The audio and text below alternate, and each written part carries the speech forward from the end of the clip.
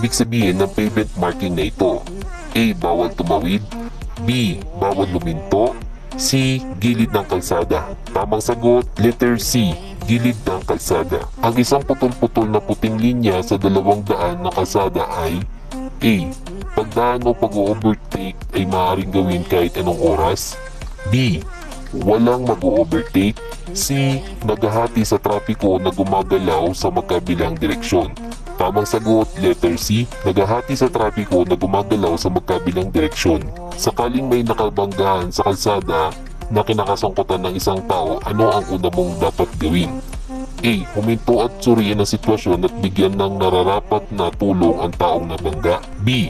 Humanap ng ligtas na lugar na paparadaan ng iyong sasakyan. C. Tumawag ng pulis o kamag-anak para sa iyong seguridad at kaligtasan. Tamang sagot, letter A.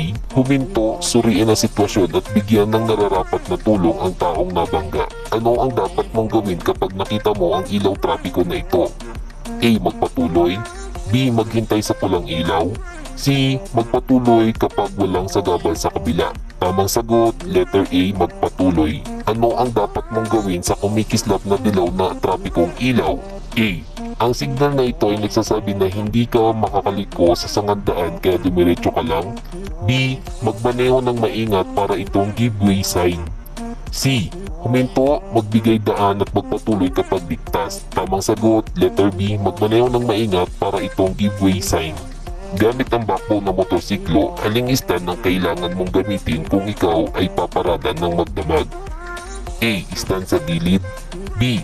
Cross stand. C. Stand sa gitna. Tamang sagot, letter C. Stand sa gitna. Ano ang ibig sabihin ng ilaw trapiko na ito? A. Humanda sa paghinto.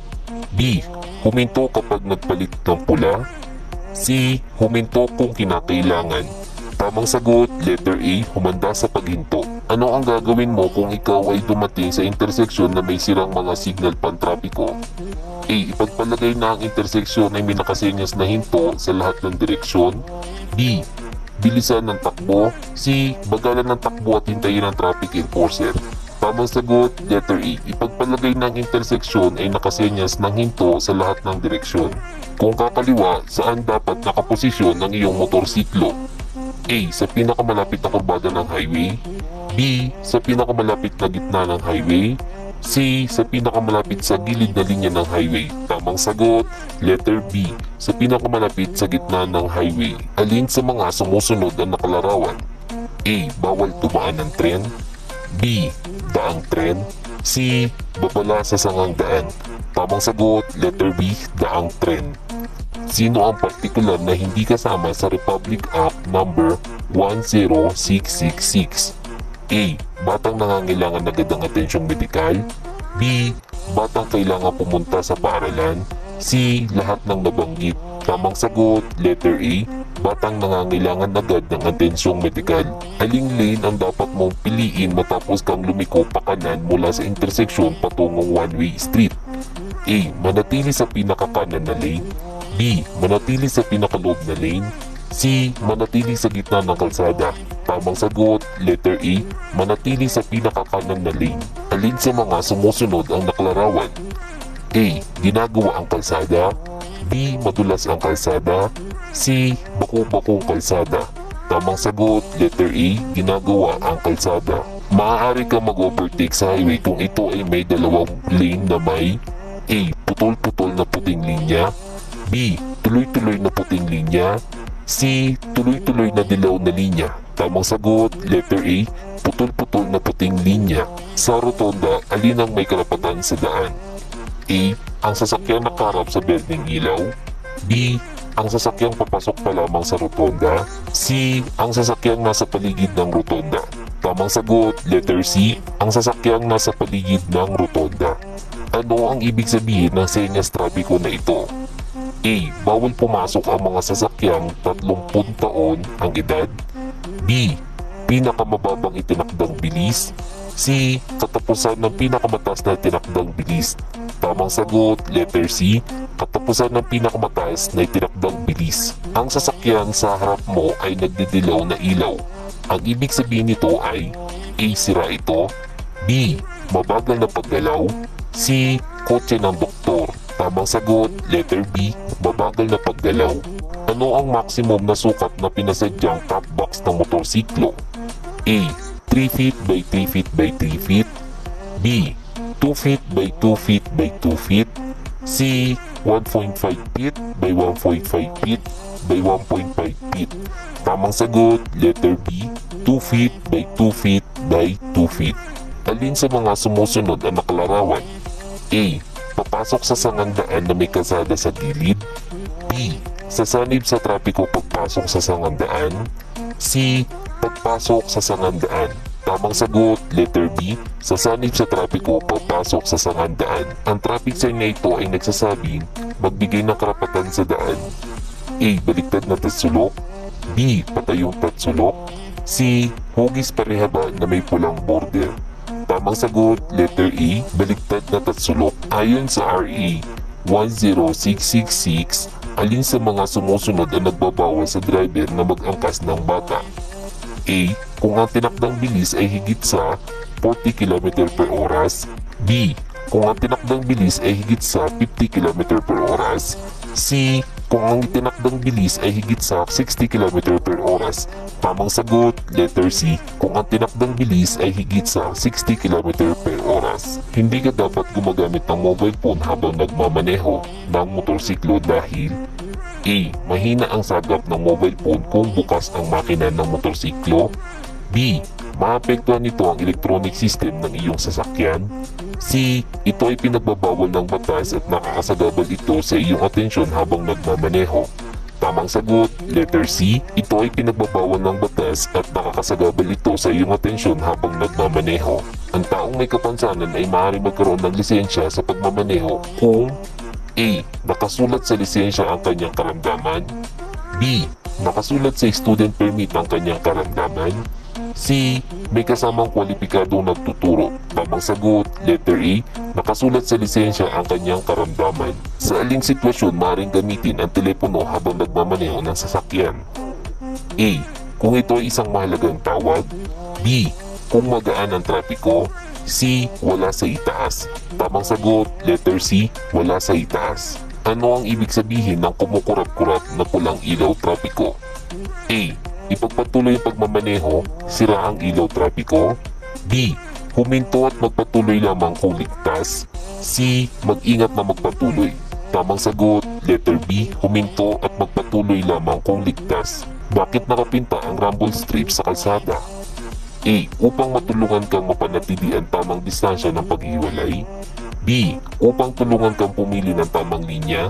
C. Upang malaman mo ang iyong bilis. Tamang sagot, letter C, upang malaman mo ang iyong bilis. Ano ang dapat na haba ng saddlebox o bag? A. Ang haba ay hindi dapat lalampas sa dulong bahagi ng likuran ng 6 na pulgada. B. Ang haba ay hindi dapat lalampas sa dulong bahagi ng likuran. C. Ang haba ay hindi dapat lumampas sa upuan ng motorsiklo. Tamang sagot, letter B. Ang haba ay hindi dapat lalampas sa dulong bahagi ng likuran. Alin sa mga sumusunod ang nakalarawan? A. Panganib sa nahuhulog na bato. B. Sira ang kalsada. C. Matarik ang kalsada. Tamang sagot, letter A. Panganib sa nahuhulog na bato. May biglang tumawid sa kalsada na ngaandar ka na. Ano ang gagawin mo? A. Bumusina ng isang beses at hayaang tumawid ang tao. B. Maghintay hanggang makatawid ang tao. C. Patrasin ang taong tumatawid. Tamang sagot, letter B, maghintay hanggang makatawid ang tao. Ang pinakamabuting gawin kung ikaw ay inaantok habang nagmamaneho? A. Buksan ang radyo ng napakalakas. B. Magmaneho ng higit na mabilis. C. Huminto sa tamang pahingahan at magpahinga. Tamang sagot, letter C, huminto sa tamang pahingahan at magpahinga. Kung kailangan mo magsuot ng salamin sa mata upang makakita ng malinaw, kailan mo dapat ito isuot kung ikaw ay nagmamaneho? A. Sa hindi magandang panahon. B. Sa gabi. C. Sa lahat ng oras. Tamang sagot, letter C, sa lahat ng oras. Alin sa mga sumusunod ang nakalarawan? A. Delikado ang kurbada sa kaliwa. B. Delikado ang kurbada sa kanan. C. Babala sa sangandaan. Tamang sagot, letter A, delikado ang kurbada sa kaliwa. Ano ang dapat mong gawin kung ang nais mong bagalan ng takbo o huminto? A. Bumusina para magsenya sa harap ng sasakyan. B. Tapakan ng bahagya ang preno upang umilaw ang brake light. C. Manatili sa iyong lane saka huminto. Tamang sagot, letter B. Tapakan ng bahagya ang preno upang umilaw ang brake light. Kapag papalapit sa isang crosswalk, dapat kang A. Bumusina nang huminto sa pagtawid ang mga taong naglalakad. B. Huminto at maghintay sa taong naglalakad. C. Bilisan ng iyong bilis. Tamang sagot, letter B. Huminto at maghintay sa taong naglalakad. Alin sa mga sumusunod ang nakalarawan? A. Bawal lumiko. B. Isang direksyon lamang. C. Bawal pumasok lahat ng klase ng sasakyan. Tamang sagot, letter C. Bawal pumasok ang lahat ng klase ng sasakyan. Alin sa mga traffic light ang nagsasabi sa iyong maghanda sa paghinto? A. Dilaw. B. Berde. C. Pula. Tamang sagot, letter A. Dilaw. Sa krus na daan, walang babala o marka sa kalsada. May dalawang sasakyan na paparating, alin ang mas may prioridad? A. Ang mabilis na sasakyan. B. Ang sasakyan na may mas maluwag na daan. C. Wala. Tamang sagot, letter C. Wala. Alin sa mga sumusunod ang nakalarawan? A. Matarik ang paakyat na direksyon ng kalsada. B. Matarik ang kalsada. C. Matarik ang pababang direksyon ng kalsada. Tamang sagot, letter A. Matarik ang paakyat na direksyon ng kalsada. Ano ang gagawin mo kung ikaw'y paparating sa interseksyon at ang ilaw pantrapiko ay naging dilaw mula sa kulay na berde? A. Magpatuloy sa kasalukuyang bilis. B. Tumigil kahit nasa interseksyon. C. Tumigil bago ang interseksyon o bago ang linya ng paghinto. Tamang sagot, letter C. Tumigil bago ang interseksyon o bago ang linya sa paghinto. Upang makatulong sa pagbawas ng polusyon sa hangin, ano ang dapat mong gawin sa iyong preno? A. Pumreno ng maayos. B. Pumreno ng madalas. C. Pumreno ng biglaan. Tamang sagot, letter A. Pumreno ng maayos. Alin sa mga sumusunod ang nakalarawan? A. Madulas na kalsada. B. Bako-bakong kalsada. C. Matarik na kalsada. Tamang sagot, letter B. Bako-bakong kalsada. Ano ang iyong dapat gawin kung ikaw ay papasok sa lugar na maraming ginagawang kalsada na pansamantalang ipinagbabawal ang pag-overtake? A. Sundin lamang ang senyas kung rush hour. B. Sundin ang senyas ayon sa nakasulat. C. Sundin lamang kung ang traffic enforcer ay naka-duty. Ang tamang sagot, letter B. Sundin ang senyas ayon sa nakasulat. Ayon sa batas, ano ang dapat mong gawin sa sandaling makarating sa isang interseksyon na may senyas na huminto? A. Bagalan ng takbo at dumiretso kung ligtas na itong gawin. B. Magbigay daan kung kinakailangan sa mga paparating na sasakyan na nanggagaling sa kaliwa na kakanan. C. Huminto at dumiretso kung ligtas na itong gawin. At tamang sagot, letter C. Huminto at dumiretso kung ligtas na itong gawin. Ano ang dapat mong gawin kung ang release ng tren ay walang babala or warning devices? A. Bilisan ang takbo at tumawid ng mabilis subalit huwag kalimutang suotin ang helmet. B. Huminto sa layong 15 talampakan sa release ng tren, lumabas sa sasakyan, lumakad sa loob ng release at suriin kung maluwag ang trapiko. C. Bagalan ng takbo, suriin ang kaliwa at kanang bahagi ng release ng tren at mag-ingat na magpatuloy kung maluwag ang trapiko. Tamang sagot, letter C. Bagalan ng takbo, suriin ang kaliwa at kanang bahagi ng release ng tren at mag-ingat na magpatuloy kung maluwag na ang trapiko. Ang mga mandato ng LTO ay magrehistro ng mga sasakyan emission compliant at karapat-dapat na gamitin, magbigay kaayusan sa kalsada at A. Panatilihin ang kalinisan sa kalsada. B. Bigyan ng lisensya ang mga kalidad na driver. C. Gumawa ng patnubay na may kinalaman sa prangkisa ng mga sasakyang publiko. Tamang sagot, letter B. Bigyan ng lisensya ang mga kalidad na driver. Kailan mo dapat suriin ang level ng langis ng iyong makina? A. Kada 600 kilometro. B. Bago ang mahabang lakbayin. C. Umagang-umaga. Tamang sagot, letter B. Bago ang mahabang lakbayin. Ang traffic sign na magbigay ng impormasyon tungkol sa mga batas at regulasyong pantrapiko na kung hindi papansinin ay ituturing na paglabag sa tinatawag na A. Regulatory sign. B. Warning signs. C. Informative signs. Tamang sagot, letter A. Regulatory signs. Alin sa mga sumusunod ang nakalarawan? A. Doble ang kurbadong delikado sa unahan. B. Doble ang kurbadong delikado sa kanan. C.